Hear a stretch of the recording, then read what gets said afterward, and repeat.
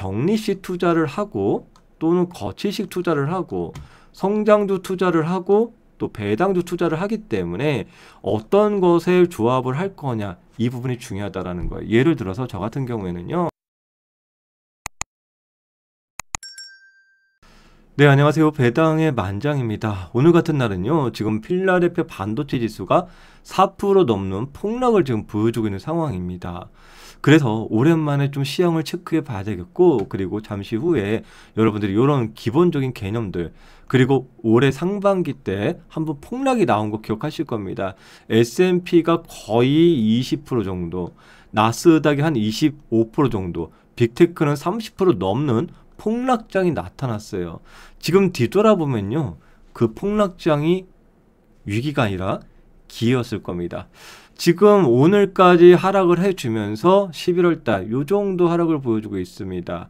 아직까지는 견딜만 한데 과연 어느 정도까지 이 하락이 용인될 것이냐 이 부분도 좀 한번 생각을 해보면서 지난 상반기 때 이런 위기, 이 위기를 기회로 같이 바꾸신 분들도 많이 계실 거고요. 한편으로는 위기를 그냥 위기로 받아들이면서 큰 어려움을 겪으신 분들도 많을 겁니다. 어차피 우리는 진화해가는 투자자입니다. 처음에는 나도 초보자요. 아무것도 몰랐던 사람이지만 하나하나 경험을 가져가고 또 공부를 하면서 실력이 레벨업 되면서 경험치도 올라갈 겁니다. 그러면서 과거에 했던 그 실수를 되도록이면 반복하지 않기 위해서 우리가 또 공부를 하는 거 아니겠습니까? 그러면은 먼저 어떤 소식이 있었느냐?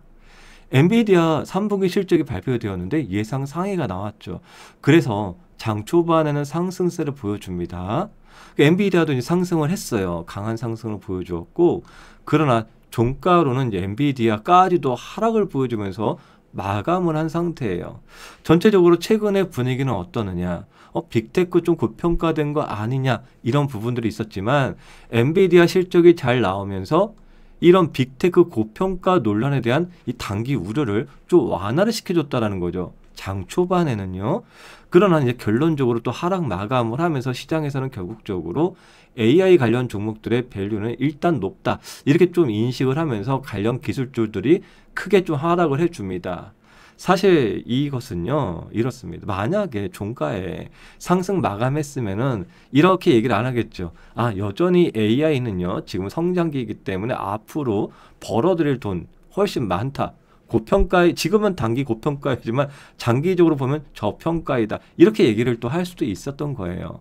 결국 이런 시황은요. 결과를 가지고 끼워 맞추는 경우가 상당히 많을 수 있으니까 그런 부분들을 좀 참고하시고, 그러나 여기에서 또 뭐가 발표되느냐. 그동안 셧다운 여파로 지표들이 발표가 안 되면서 이 금리를 인하할지 금리를 동결을 할지 아니면 인상을 할지 그 가늠의 지표가 없었는데 요번에 9월달 고용지표가 발표가 되었습니다. 발표가 되었는데 혼동을 좀 가져갈 수 있는 부분이에요. 왜냐면은 비농업 일자리가 예상보다 크게 증가했거든요. 11만 9천 개. 일자리가 좋다. 경기가 괜찮다. 그러면은 괜찮기 때문에 이 금리 인하를 굳이 할 필요는 없지 않느냐. 한편으로는요, 또 실업률은 4.4%로 또 증가를 보여주었다. 실업률 좀 증가되었네. 금리를 인하할 가능성이 있네. 또 이렇게 생각을 할 수도 있겠고요. 그러나 또 신규 실업 수당 청구 건수는 22만 건으로 또 감소가 되었네. 실업 수당 청구 건수가 감소가 되었다라는 건 뭐죠? 고용 괜찮네. 그러면 또 금리 인하를 할 필요가 없네. 결국적으로 이 지표 자체가 금리를 동결할 수도 있고 금리를 인하할 수도 있고 이렇게 갖다 붙이면 이렇게 갖다 붙일 수 있고 그러한 상황입니다. 네, 그래서 먼저 시황에 대한 결론적으로는 엔비디아의 호실 쪽은 좋다. 그래서 단기적인 그런 고평가 우려를 완화시켜주면서 장 초반 상승세를 보여주었다. 하지만 이 고용시장의 둔화가 예상보다 급격하게 진행되지 않고 있기 때문에 이 다음 달 미 연방준비제도에서 금리 인하 가능성이 좀 낮아졌다. 네, 그런 빌미로 이제 시장은 좀 조정을 보여줬는데요. 이 조정폭이 상당히 컸다라는 거예요. 이 결론적으로 나스닥이 한 2% 정도 하락을 했지만 그렇게 보는 게 아니죠. 이 장 초반에 플러스 2%까지 가서 마이너스 2%로 갔기 때문에 최소 4% 넘는 하락을 보여준 거예요. 고점 대비. 그렇기 때문에 무엇이 나타나죠? 장대 음봉이 나타나는 그런 날이었다라는 겁니다. 아마 2%대 하락이지만 체감은요, 아주 큰 하락을 보여준 날입니다. 반대로 엔비디아도 마찬가지죠. 장 초반에 5%대인가요? 크게 상승을 해주었지만 장 후반에 마이너스를 마감하면서 고점 대비 큰 폭의 장대 음봉을 그려줬던, 체감상으로 아주 큰 하락을 보여준 날이라는 거예요. 네, 그리고 특히나 지금은 11월 달입니다. 지난번에 통계치로는요, 9월 달 또는 10월 달에 조정 가능성이 있을 것이다가 통계치였는데, 지금 9월 달, 10월 달 모두 상승을 해 주었어요.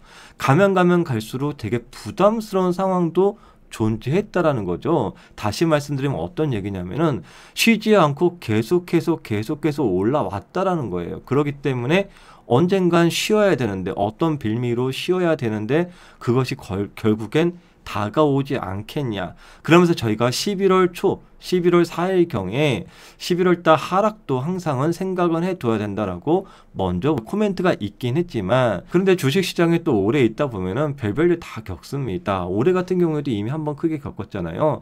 트럼프의 관세 전쟁으로 인해서 올해 상반기, 네, 약 2월 달 고점 대비 4월 달 저점까지 약 3개월 기간인가요? 그럴 때 S&P 500이요, 약 한 20% 정도 폭락을 좀 보여주었고, 이 나스닥 같은 경우에는 한 25%, 그리고 빅테크는요 약 30% 수준의 이 폭락을 단기적으로 보였습니다. 아마 그때 저희하고 같이 하셨던 분들은 아직도 기억을 하실 겁니다. 그때 정말로 눈을 뜨면 뜰수록 자고 일어나면 폭락 나오고, 자고 일어나면 폭락 나오고, 그래서 와, 이거 어떡하지, 이렇게 많이 당황하셨던 적도 있을 거예요. 그런데 항상 지금은 우리가 많이 공부를 했잖아요. 이 시장이라는 것은 하락을 하면 할수록 힘들지만, 반대로 좋은 기회가 다가온다라는 거예요.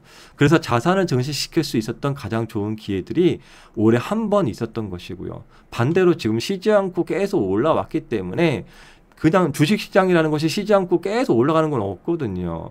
가다가 또 웅덩이를 주면 다시 또 올라오고, 이런 이제 여러 가지 굴곡들이 있다는 것을 좀 인지하면은 좋은데, 그런데 막상 이렇게 조정을 만나보면요, 내가 이론으로 알고 있던 것이 이론적으로 맞고 그렇게 해야 된다는 걸 알고 있지만, 막상 닥치면 이 당황스러워서 그게 안 된다는 거예요. 그러면은 지금의 상황에서는 이 조정이 어디까지 갈 것이냐, 이런 부분들도 좀 예상은 좀 하고는 있는 중이에요. 그런데 중요한 건 뭡니까? 예상을 하더라도 내가 어떤 전략으로 좀 대응을 할 거냐. 기본적으로 저희가 적리식 투자를 하고, 또는 거치식 투자를 하고, 성장주 투자를 하고, 또 배당주 투자를 하기 때문에 어떤 것에 조합을 할 거냐, 이 부분이 중요하다라는 거예요. 예를 들어서 저 같은 경우에는요, 이 적리식 투자도 하고요, 또 하나는 이 대응식 투자를 합니다. 그래서 적리식 투자를 하는 경우에는 그냥 꾸준히 분할로 매수를 해줍니다. 하지만 가끔 가다가 이런 좋은 기회들이 왔다고 판단되면은 적리식 플러스 대응식까지도 좀 진행을 해주는 그런 케이스가 있고요. 그러면은 지금 현재 상황에서 어떤 상황이냐? 미국 직투 ETF 먼저 볼게요. 네, 지금 S&P 같은 경우에는요, 하락률이 한 1%대 정도밖에 되지 않아요. 나스닥은요, 지금 한 2.5% 정도 하락을 보여주었고요. 슈도 한 1% 정도. 하락률이 상대적으로 이제 커버가 된다라는 거 인지하실 거고요. 하지만 여기서 또 보시면은 디보가 있어요. 디보는 지금 현재 동시간에 0.3%밖에 하락하지 않았어요. 네, 그래서 이 선택할 수 있는 옵션들은 상당히 많다라는 거죠.